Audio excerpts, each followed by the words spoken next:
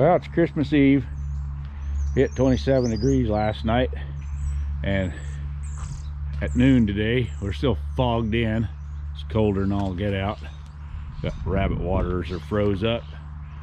They're supposed to warm up into the 40s today, so I'm not panicking yet. But here's a load of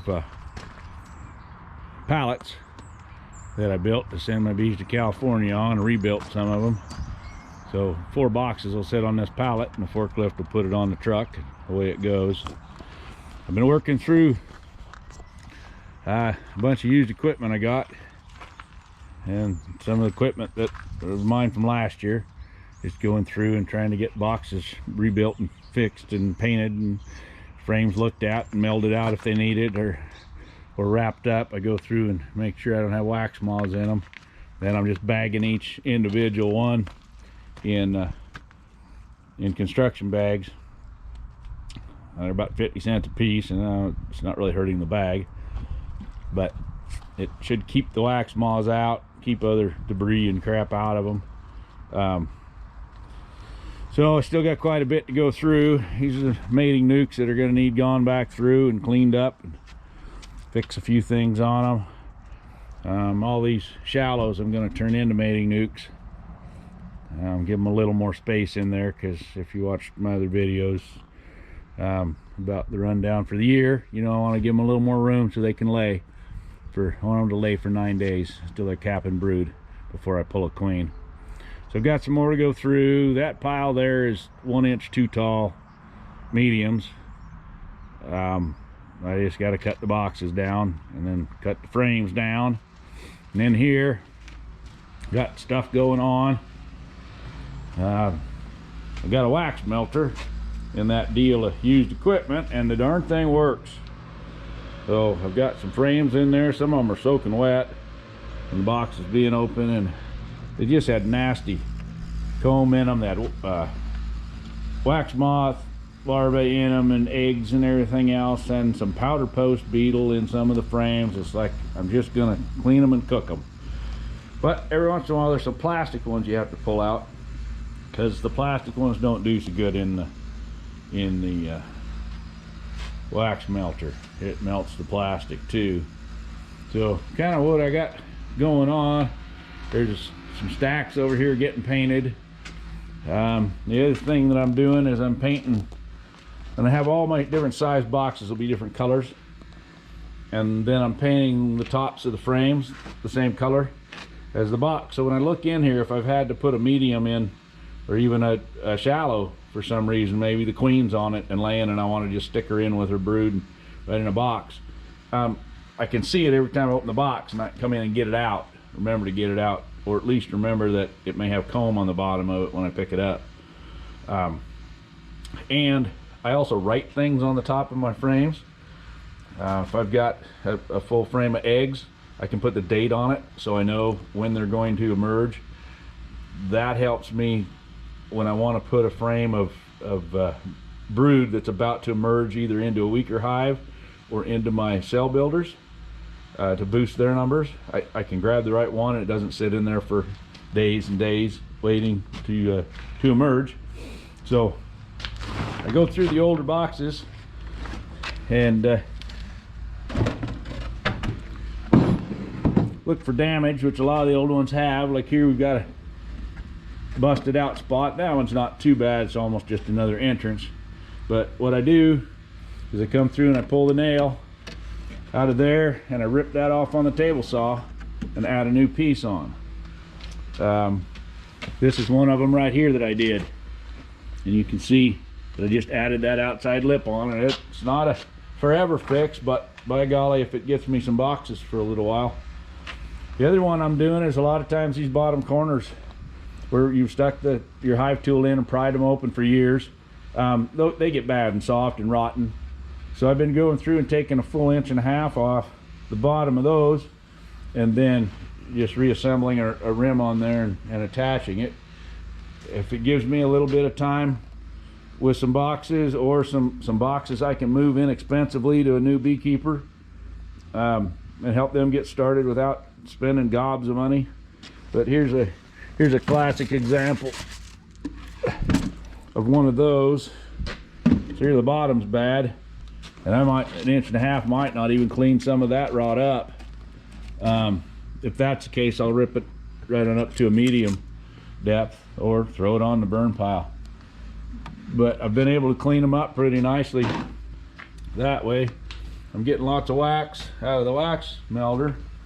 Then I've come up with a little deal over here, trying to wax some frames. I don't know if I've got some here with wire. Hi, Tilly. That wire's bad. There's one. So a lot of mine I do with fishing string, and it works pretty good too. It's just a little more confusing for doing this little system. See if I can get this thing set up on the tripod and out of the way where I can work around it. Show you what I got. It's kind of cool, and it works a little bit. Needs a little adjustment like most everything I do. Stand.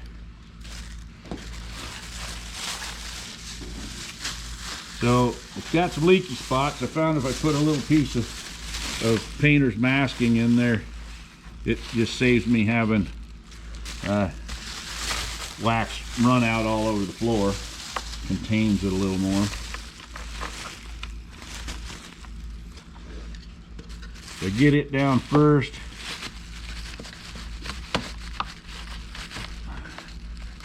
Then the frame drops into place.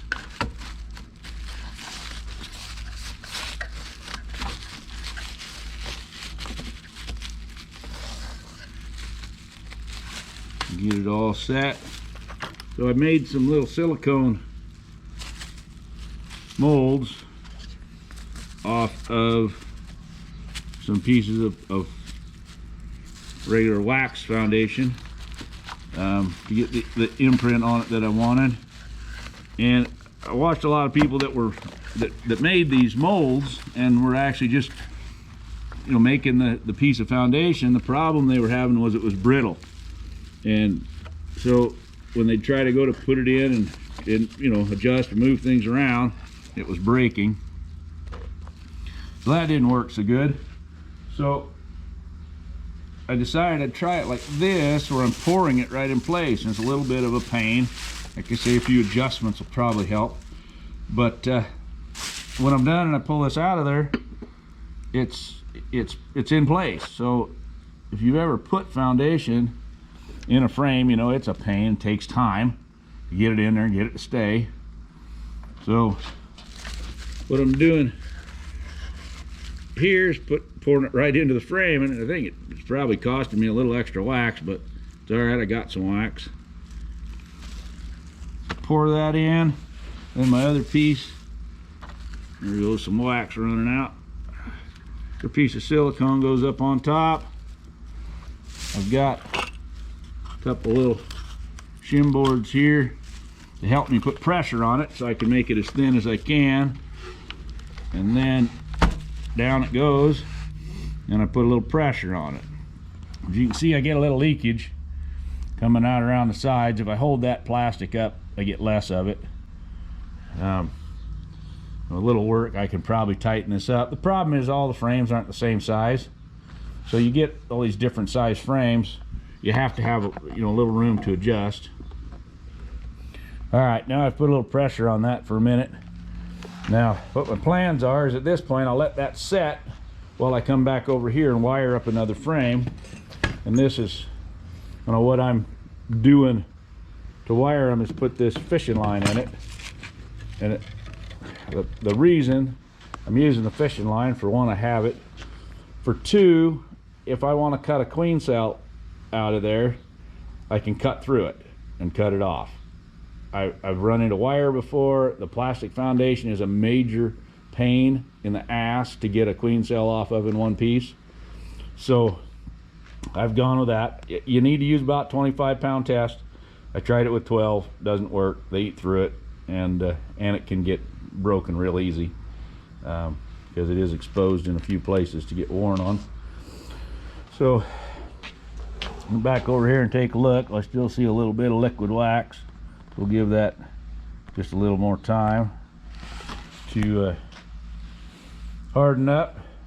And you don't want to leave it too long, because you do have to do a little trimming and pulling of some wax off of there.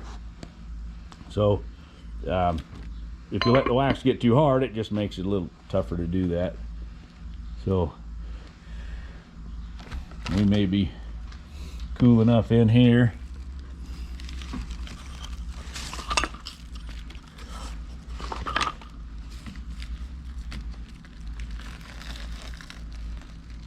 Well, that one got a little thin up here where a bunch of the wax ran out. I think we'll just go ahead and put a little re-pour on it.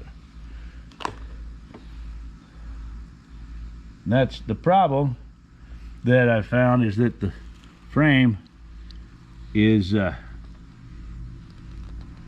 crossbar on the frame there is a little thinner than our side, so there's a gap in the bottom underneath, and when you start pouring the wax in, it wants to run down out of there, and it's quite a gap to fill in all of that area right there. So we'll give that another little squeeze, see if that fills in a little more. But with a few adjustments, I think this would go smooth. And if you set up a couple of them, you could just walk right down the line and do it. But the truth is, I've got a lot of frames in all of these boxes over here that all need to get strings in them to re-support them. So if I can put one in here, turn around, string one, turn around, stick it in here, put wax, just keep going, I can roll through them and get it done. What I found when I tried to do other stuff the other day was I would get busy and forget to come back and do it, so I didn't get very many of them done. It's gonna have to be something that you're staying pretty busy with. All right, let's see how that turned out.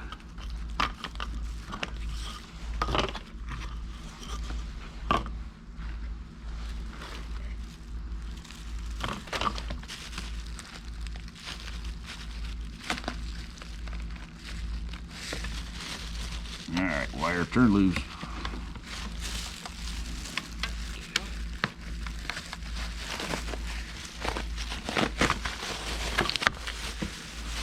Comes.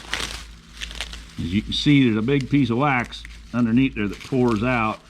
I need to get that filled with something. And I've got this jig set up to pour my shallow frames completely. And I like to just have a starter strip on the rest of them, because the bees actually draw it out faster. Joe May has some video on that where he did some testing with it, and then I saw it last year that boy, they would just flat knock one out, because that's how the bees work. They work from both sides at the same time.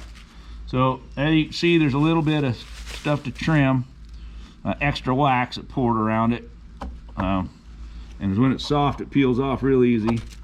You drop it right back in the pot, but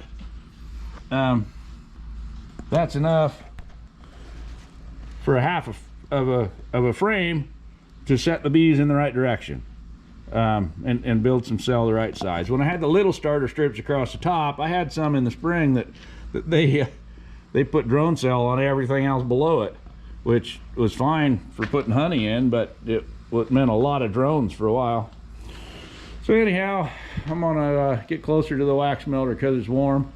Button this thing up, got a little longer than I wanted. We'll hope you guys enjoy them. I'm going to start doing a few more, I hope, for beginning beekeepers, and got a number of people interested in starting. So if you've got questions, things you want me to talk about, let me know. Hit the like, subscribe, all that good stuff. Thanks, guys.